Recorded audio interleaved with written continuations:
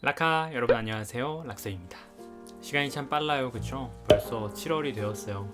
구름 지나가는 건 봐도 와, 여름이다 싶을 정도로 청명한 하늘이라고 해야 되나?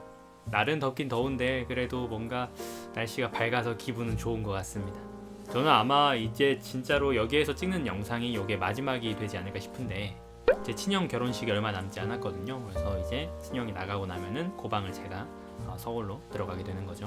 진작 올라갔어야 되긴 하는데 최근엔 또 이제 화상 면접, 요즘은 이제 대면 면접을 안 하잖아요, 코로나 때문에. 그래서 화상 면접을 보게 되면서 당연히 또 집에 캠이 있고 이러니까 집에도 조금 있으면서 준비했고 면접도 봤던 것 같습니다. 인생 첫 면접을 화상 면접으로 봐서 그런지 좀 신기하기도 하고 떨리기도 하고 했는데 어쨌든 모르겠어요. 결과는 아직 나오지 않아서 다음 주나 돼야 아마 나올 것 같아요.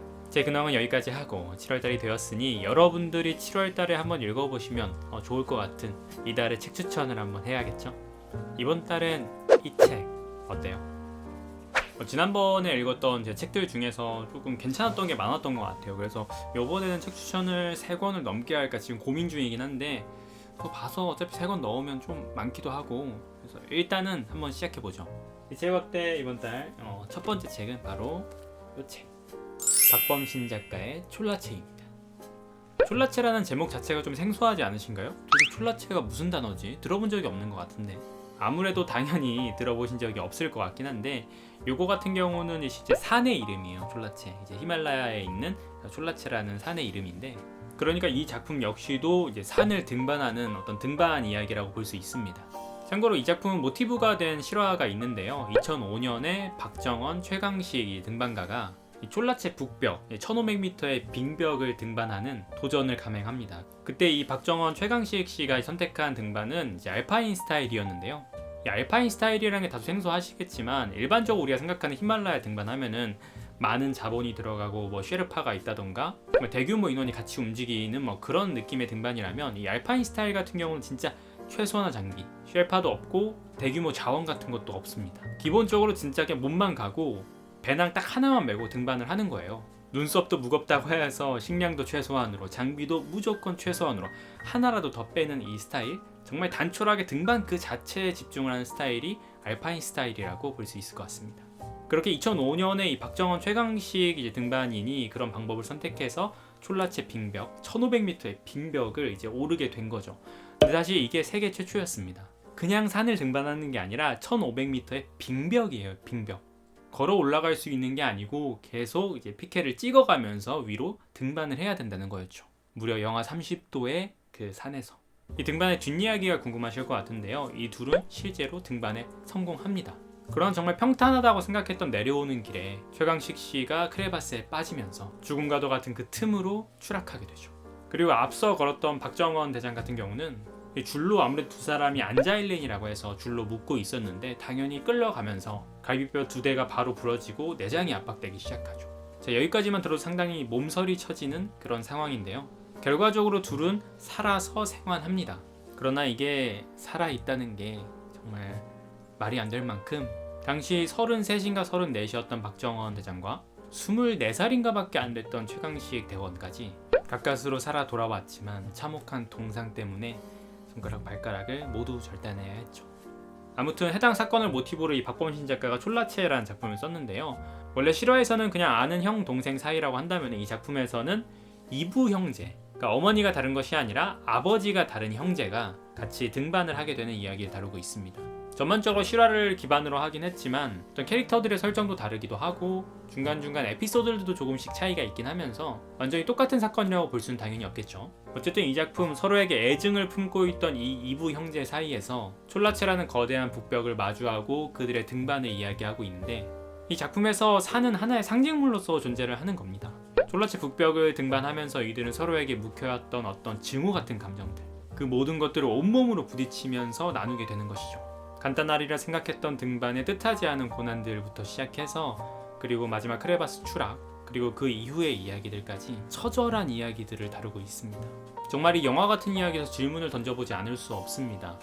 여러분이라면 같이 등반을 했을 때 지금 이 줄, 크레바스에 빠진 뒷사람과 나를 이어주고 있는 줄, 이 줄을 끊지 않으면 내가 죽을 수도 있는 상황, 이 상황에서 어떻게 하는가?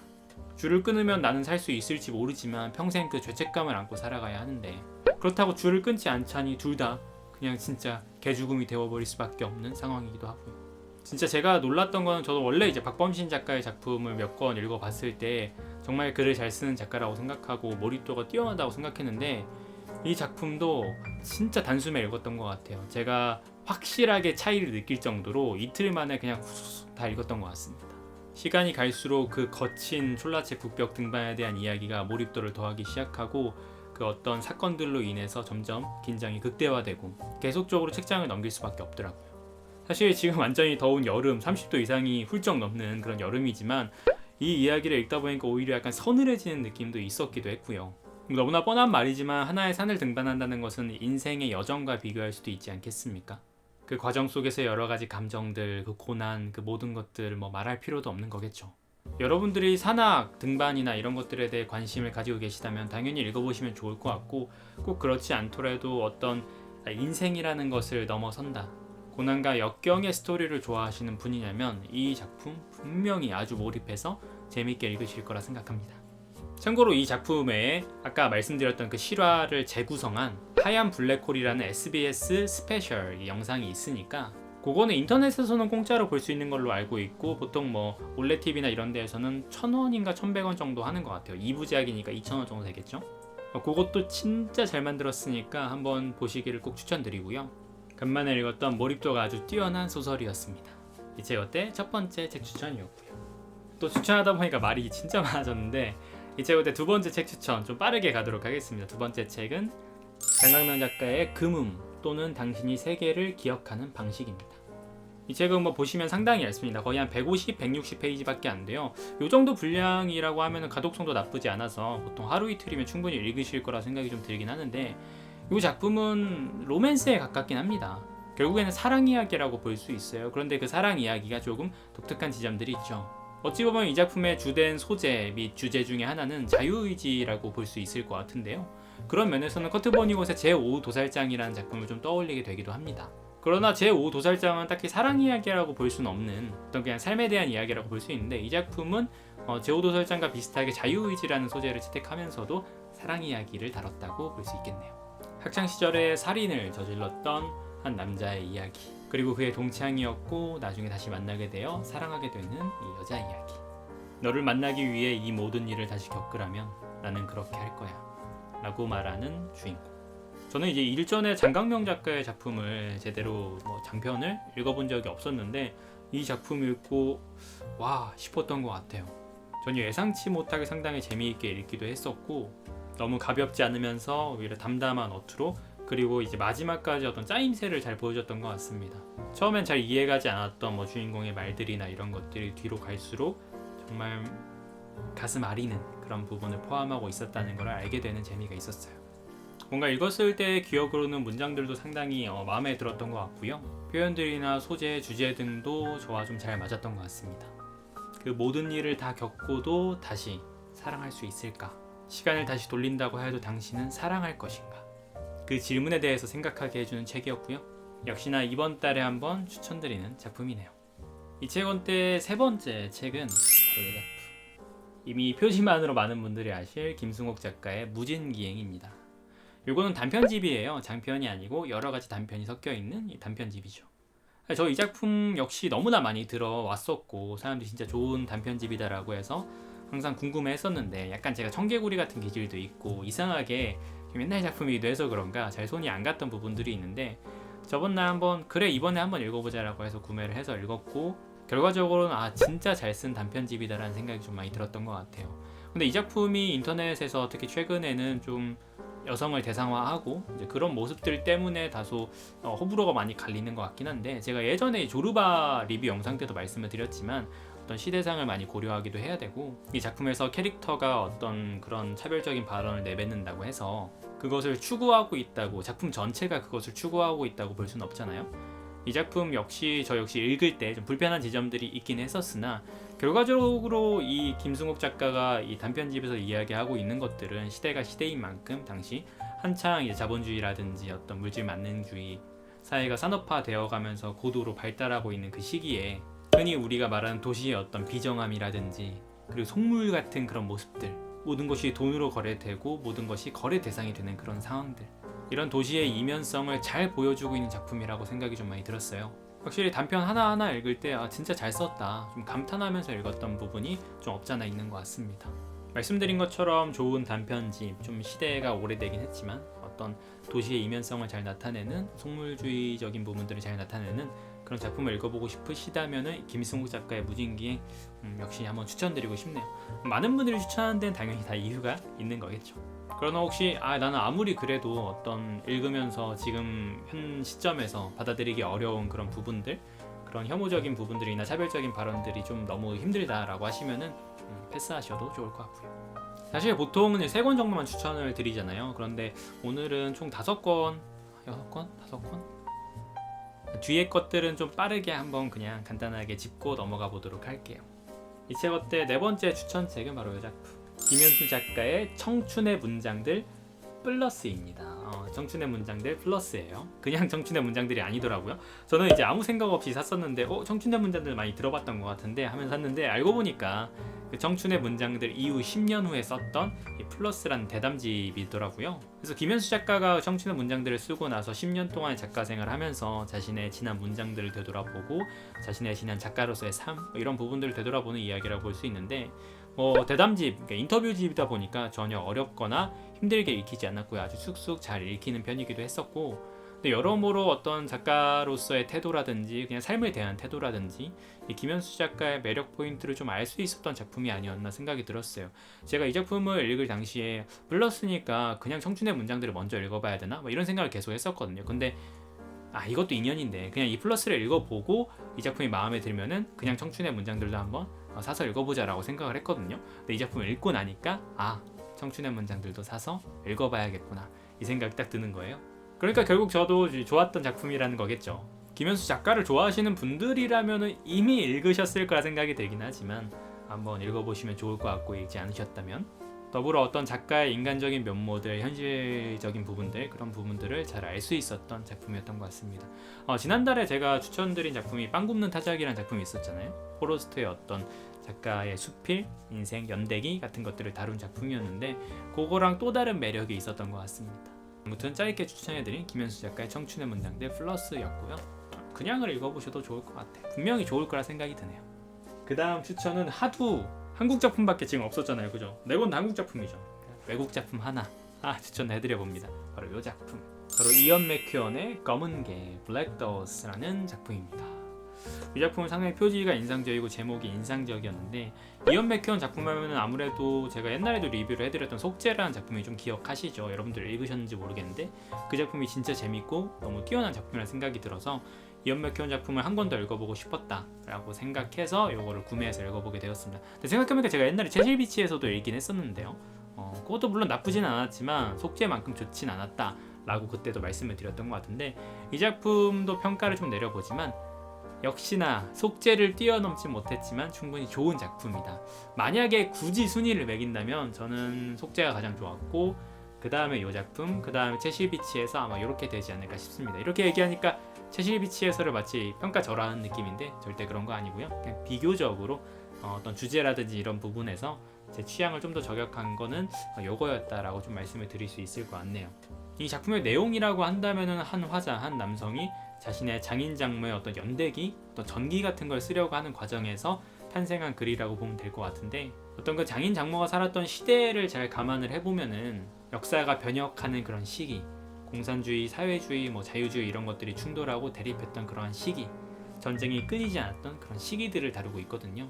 서로가 너무 잘 맞았고 사상적으로도, 그래서 함께 같은 길을 가던 이 장인 장모 한 부부가 어떻게 한 가지 사건을 계기로 갈라서게 되었나, 그런 이야기를 다루고 있는데, 당연히 그 가운데 그 큰 사건 중에 하나라고 하는 거는 길을 가다가 검은 개를 마주친 사건입니다.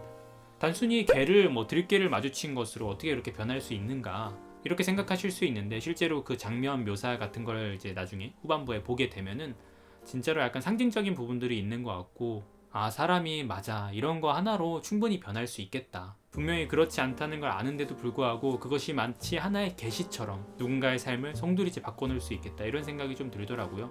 그런 면에서 저는 이 작품이 상당히 잘 짜여진 작품이라고 생각이 좀 많이 들었어요. 처음부터 계속 이 검은개 사건에 대한 이야기가 나오긴 나오는데 자세하게 다루진 않거든요. 그러면서 마침내 후반부에 검은개 사건을 딱 보여주었을 때 독자는 이제 진짜 판단을 하게 되는 거예요.